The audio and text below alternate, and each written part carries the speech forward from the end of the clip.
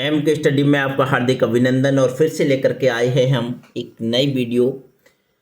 सूरदास के पद की अभी सीरीज चल रही है और इसमें हमारा पद है अगला, निर्गुण कौन देश को वासी।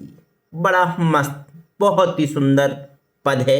देखिए होता क्या है कि इसमें मैं थोड़ा सा आपको बता दूं कि श्री कृष्ण जी भेजते हैं, यानी कि हे उद्धव तुम जाओ उन सखियों को, उन गोपियों को समझा के आओ कि ये श्री कृष्ण में कुछ भी नहीं रखा है। आप निर्गुण जो निराकार ब्रह्म हैं उनकी उपासना करो और उन्हीं का सुमरन करो, उन्हीं का मतलब भजन बंदगी करो।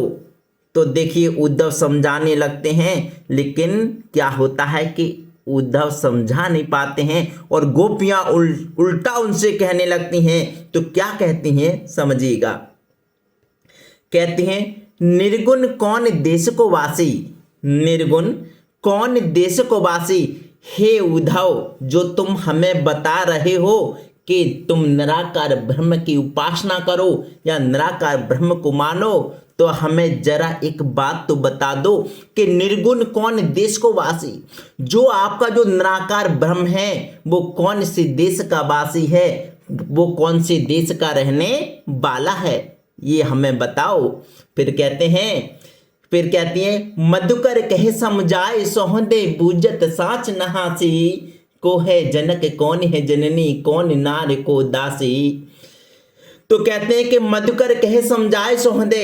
हे मधुकर, मधुकर मतलब यानी कि मधुकर कहा गया है किसके लिए, उद्धव के लिए। हे उद्धव कहे समझाए सोहदे, हम सोहदे हम कसम खा करके कहते हैं हमें समझाओ हैं। बूझत साच न हंसी, हम तुमसे साची साची बूझते हैं, हम हंसी मजाक नहीं कर रही हैं। हमें साच साच बता दो कि निर्गुण कौन देश को वासी, जो निराकार ब्रह्म है वो कौन से देश का रहने वाला है।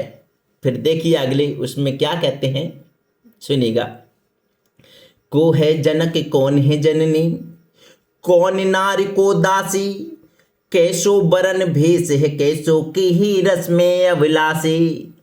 मतलब आगे कहते हैं को है जनक, यानी इसका जनक इनका पिता कौन है, कौन है जननी और इनकी माता कौन है।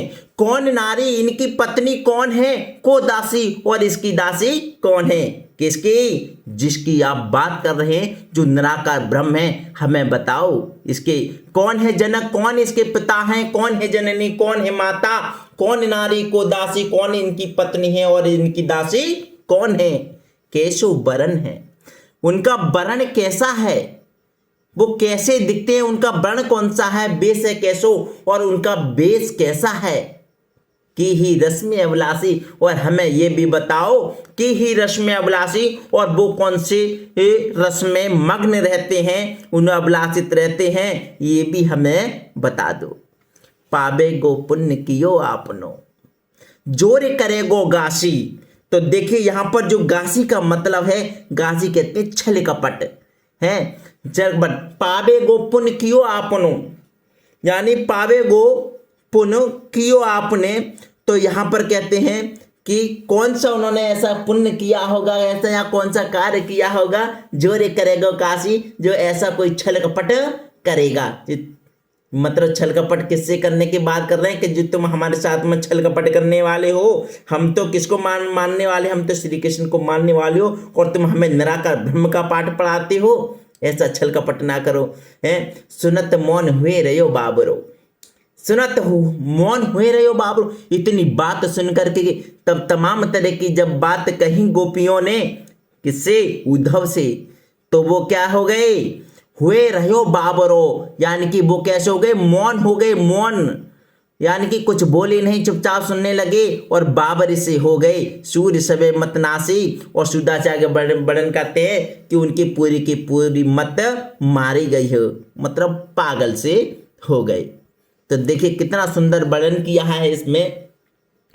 मैं समझता हूँ आपको ये वीडियो बहुत पसंद आई होगी और बहुत अच्छे से समझ में आया होगा क्योंकि ये पद हैं, पद को जब तक रस में ना डुबोया जाए तो पद का मतलब ही नहीं रहता है। पद में रस होता है और रस कहते हैं आनंद, और आनंद जब ये आता है जब हम कोई चीज़ को मग्न होकर के पढ़ते हैं और उसको समझते हैं।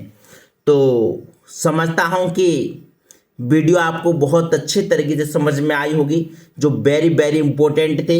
मैंने सूरदास के पदों को आपको पढ़ा दिया और मैं आपको ग्रामर का हर एक टॉपिक पढ़ाऊंगा, बहुत अच्छे तरीके से पढ़ाऊंगा, एक एक बात समझा के रखूंगा और पेपर टाइम तो वो सब बताऊंगा जो पेपर में आपको देखने को मिलेगा। ठीक है, चिंता ना करें, तो देखते रहें चैनल को, अधिक से अधिक लाइक शेयर कमेंट करते रहें, और यदि चैनल सब्सक्राइब नहीं किया है तो प्लीज़ चैनल को सब्सक्राइब भी करते रहें। Thank you so much for watching this video.